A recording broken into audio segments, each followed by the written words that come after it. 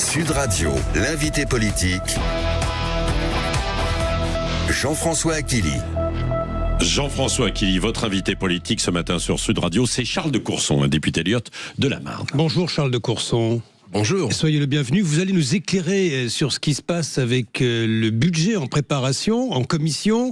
Vous allez nous dire si ce budget est visionnaire ou si la France va droit dans le mur. Mais tout d'abord, un mot sur l'actualité. Nicolas Sarkozy qui s'apprête à rejoindre sa cellule de la prison de la santé. Charles de Courson, est-ce que c'est, à vos yeux, la place d'un ancien président de la République ? Vous savez, je suis un ancien magistrat de la République. Et je m'abstiens de commenter publiquement des décisions de justice. Car la seule garantie de nos libertés individuelles et collectives, c'est le respect de l'indépendance de la magistrature. Donc pas de commentaire de votre part ce matin. Sur le principe, Emmanuel Macron qui le reçoit vendredi à l'Élysée avant sa détention, Nicolas Sarkozy, ou Gérald Darmanin, le garde des Sceaux qui annonce qu'il va le visiter en prison. Est-ce que c'est là pour vous quelque chose de l'ordre de l'exercice traditionnel des rites de la Ve République ? Je rappelle que dans la Constitution française, le président de la République est le garant de l'indépendance de la justice. Donc il faut faire attention. Vous y voyez une contradiction ? Certains y voient une contradiction, oui. Pas vous. Je pense que quand on est gardien de l'indépendance de la justice, il faut éviter de se mettre dans une situation où il peut y avoir des commentaires qui aillent dans le sens inverse de ce que demande la Constitution au président de la République. Charles de Courson, allez, nous sommes là pour parler du budget ce matin, l'examen qui a débuté en commission. Est-ce que ce sera une foire d'empoigne ? Je rappelle que vous avez été jusqu'à récemment le rapporteur général du budget de l'Assemblée nationale. Le poste a été dévolu à un autre, Philippe Juvin. Est-ce que ce sera une foire d'empoigne ? Est-ce que ça va être bouclé à temps, ce budget ? Je pense qu'on réussira en 4 jours et demi à examiner les 1500 amendements de la première partie. La première partie, c'est la partie recette, si vous voulez. Oui. Ce qui se passe à la Commission, c'est qu'on voit qu'une partie de ceux qui sont censés soutenir le gouvernement, non seulement ne le soutiennent pas, mais le plombent. C'est-à-dire qu'on a vu des coalitions, d'ailleurs, parfois hétéroclites dans les différents votes. Je vous donne un exemple. Le gouvernement proposait une taxe sur les holdings familiales, et pour essayer de faire en sorte que ceux qui mettent dans une holding familiale les dividendes et qui les distribuent peu ou pas aient une taxe. Ceci a été repoussé. Il est vrai que, techniquement, cet article du projet de loi de finances ne tenait pas. C'est plutôt une bonne chose à vos yeux qu'elle soit repoussée, cette taxe sur les holdings. Oui, je pense que c'était pas la bonne solution. Mais si vous voulez, il y a des propositions alternatives. Moi, j'en avais fait quelques-unes, dont une d'ailleurs est passée, qui est de sortir les biens qui n'ont pas de lien avec les activités professionnelles du pacte Dutreil. Le pacte Dutreil, il est fait pour favoriser le transfert des entreprises, la transmission d'entreprises, pas pour faciliter la transmission des villas sur la Côte d'Azur ou votre domicile personnel. Charles de Courson, vous savez, l'impôt exceptionnel sur les hauts revenus, l'impôt Barnier en quelque sorte, est pérennisé celui-ci. Ça c'est quelque chose qui s'installe désormais. Jusqu'à ce que nous rejoignions les 3%, si j'ai bien compris. Enfin, j'ai soutenu personnellement l'amendement qui visait à maintenir cette taxe exceptionnelle tant que le déficit public ne revienne pas sous les 3%. Voilà, ce qui paraît plein de sagesse. Que dites-vous, Charles de Courson, de cette injonction à faire payer les riches aujourd'hui? J'ai bien compris que la taxe Zuckman aussi avait été rejetée en commission, mais elle va revenir par la fenêtre dans le débat général qui commence vendredi, c'est ça? Oui. Faire payer les riches. Non, mais vous savez, Coluche avait, quand on demandait à Coluche qu'est-ce qu'un riche, il avait une définition que je trouve formidable. Et riche, celui qui gagne plus que moi. Donc, là, il ne s'agit pas des riches, il s'agit des très très riches, puisque la taxe Zuckman concernait les 1800 familles dont le patrimoine dépasse 100 millions. 1800 familles. Oui. Ouais. Et je suis même étonné que quand on interroge les Français, il y en ait que 85% qui soient favorables et 15% qui ne soient pas favorables. Non, mais je dis ça en plaisantant. Mais la taxe Zuckman n'est pas constitutionnelle. Et en plus, elle pose surtout des problèmes économiques et elle n'est pas du tout adaptée. Le problème de fond, c'est pas la taxe Zuckman, c'est que l'optimisation fiscale que permet un certain nombre de dispositions fiscales du droit français permet à des familles très très riches de payer moins d'impôts en pourcentage de leurs revenus que les petits ou moyens riches. Oui, donc c'est ça le problème. En pourcentage, hein. En pourcentage. Pas en valeur absolue. Pas en valeur absolue, bien sûr. Voilà, c'est de l'ordre, on dit, de 25%. Mais peu importe. Le problème, c'est quelle solution. Moi, j'en ai proposé plusieurs. Sur aménager la loi Dutreil, qui est l'une des possibilités d'optimisation. On a aussi l'apport-cession, c'est un peu technique, mais qui permet, si vous voulez, d'échapper à l'impôt. Et donc, j'ai déposé personnellement toute une série d'amendements pour essayer d'éviter l'optimisation fiscale des fortunes les plus importantes de notre pays. Et Charles de Courson, est-ce que nous sommes dans un budget visionnaire qui va nous faire ramener vers quelque chose de plus raisonnable, ou est-ce que nous sommes dans du bricolage aujourd'hui ? Non, mais on voit bien que le discours que les partisans de ce qu'on appelle le bloc central, mais qui n'est pas du tout homogène, qui consistait à dire il ne faut pas augmenter les prélèvements obligatoires, il faut baisser les dépenses publiques, c'est pas ce que propose ce budget. Ce budget propose une hausse des prélèvements obligatoires de 19 milliards bruts, moins 5 milliards, disons, de réduction. Donc en net, c'est 13 milliards. Oui, mais c'est du net. C'est 19 milliards bruts, et disons un peu moins de 14 milliards net. Et la réduction des dépenses est de l'ordre de à peu près 55%. De la réduction du déficit public est liée à des propositions de réduction de la dépense, mais 45% à une augmentation. D'ailleurs, le taux de prélèvement obligatoire augmente de 0,3 points. Vous voulez dire qu'on ne réduit pas les dépenses aujourd'hui, pas suffisamment en tout cas ? Absolument. Enfin, tous les gens raisonnables pensent que la priorité des priorités, c'est de réduire la dépense publique. C'est facile à dire, c'est plus difficile à faire. Et dans cette absence totale de majorité, réduire la dépense publique, on verra dans la deuxième partie, si on examine la deuxième partie, puisque pour examiner la deuxième partie, il faut qu'on ait voté la première partie. La première partie, oui. Donc si la première partie est repoussée, le texte repart au Sénat dans sa version initiale. Ça veut dire quoi, Charles de Courson, qu'il y a un délai imparti, on parle des 70 jours, on part dans le détail, on n'a pas le temps. Il est possible que ce budget n'arrive jamais à son terme et qu'arrivent les ordonnances du gouvernement ? Il n'y a pas que la solution des ordonnances. On peut faire comme la fois dernière, c'est-à-dire la loi spéciale. C'est ce qui a été fait l'année dernière pour maintenir le fonctionnement régulier des services publics.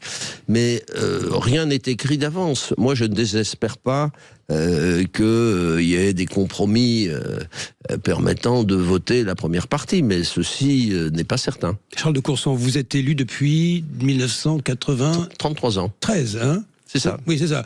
Vous avez une certaine expérience quand même de la vie parlementaire. Est-ce que vous pensez que ça va aller à son terme, ou est-ce je sais bien que c'est boule de cristal, mais une censure peut arriver en cours de route et balayer tout ça ? Rien n'est exclu, parce que tout repose sur nos collègues socialistes.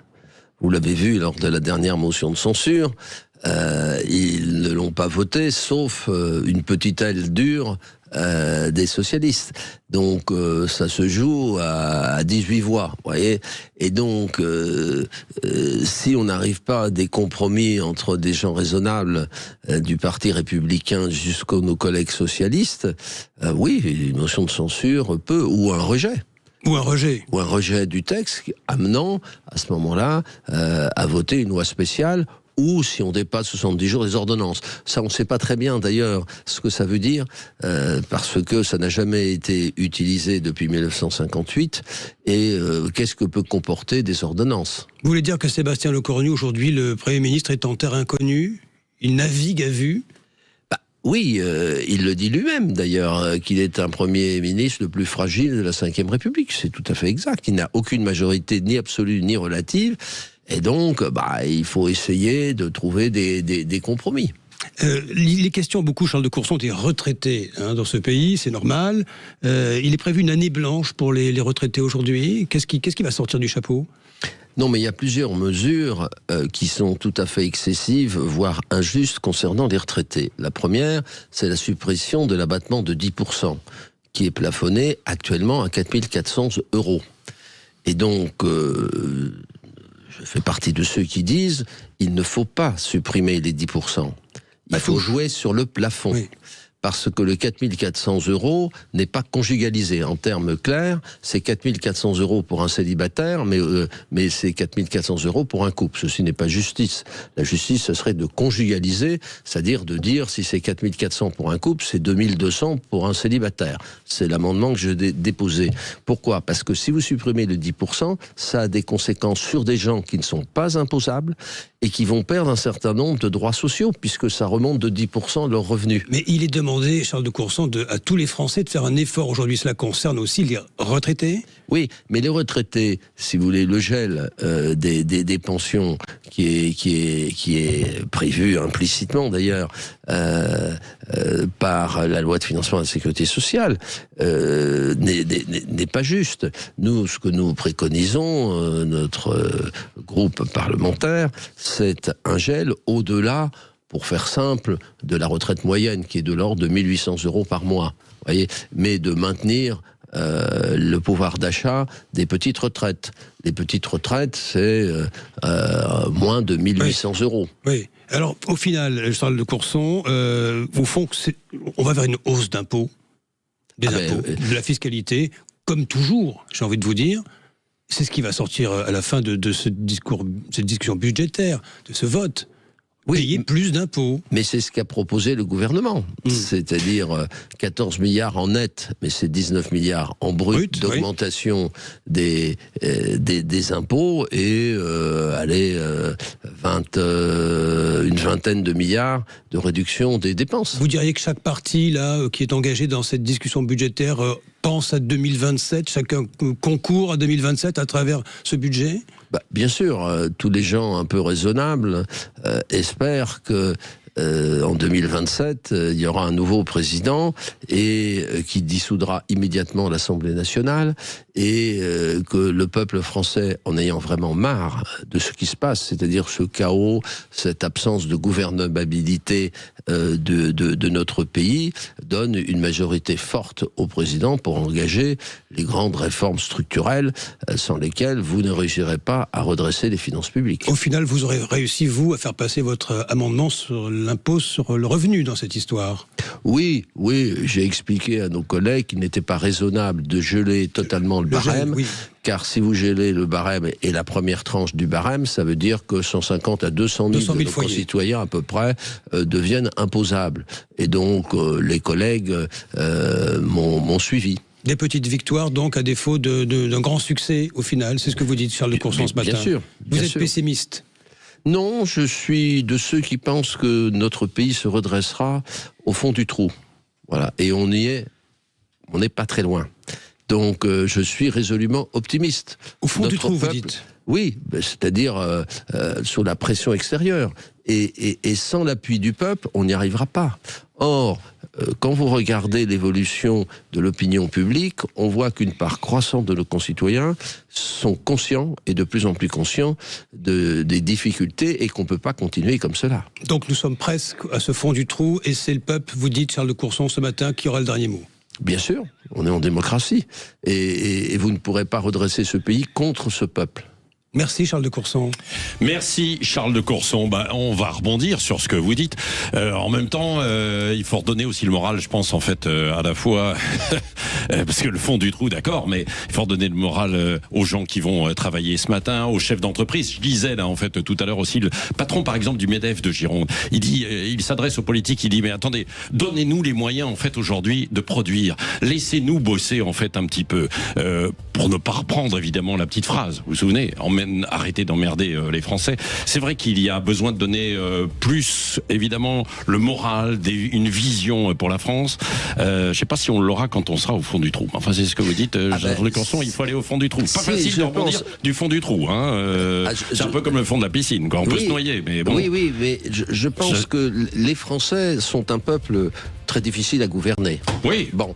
Et dans l'histoire de notre pays, le pays s'est toujours redressé, mais parfois il a fallu des crises très graves. Oui, mais le pays était plus solide auparavant. Il avait des fondations plus solides. Là, il est attaqué de toutes parts. La Chine est beaucoup plus forte. Vous voyez ce qui se passe. Non, mais c'est vrai. Non, mais la réalité, c'est ça, quand même, aujourd'hui. Si vous connaissez bien l'histoire de France, entre les deux guerres, dans les années 30, on peut pas dire que le pays était uni. Oui. Il y avait des très profondes divisions, et le pays, contrairement à ce que pensait tout le monde, s'est redressé à partir de 45. Bon, écoutez, voilà, tout un programme. Je sais pas ce que vous en pensez. 0826 300 300, vous pouvez réagir. Bien sûr, nous allons aborder ça. On va revenir aussi sur Nicolas Sarkozy. On sera en direct dans un instant dans le 16e arrondissement, là, puisqu'il y a l'appel au soutien au rassemblement. On verra ce qu'emmène Nicolas Sarkozy en prison. Vous avez vu la biographie de Jésus, de petit-fils, notamment, bien sûr. Et puis le comte de Monte Cristo. C'est vrai qu'il va avoir du temps pour lire, l'ancien président de la République. Qu'est-ce que vous en pensez? Est-ce que vous estimez qu'il doit sortir assez vite de prison? Parce que la demande de remise en liberté devrait être examinée à partir de demain. Là aussi, j'aimerais vous entendre et nous en débattons avec Éric Revel et Elisabeth Lévy.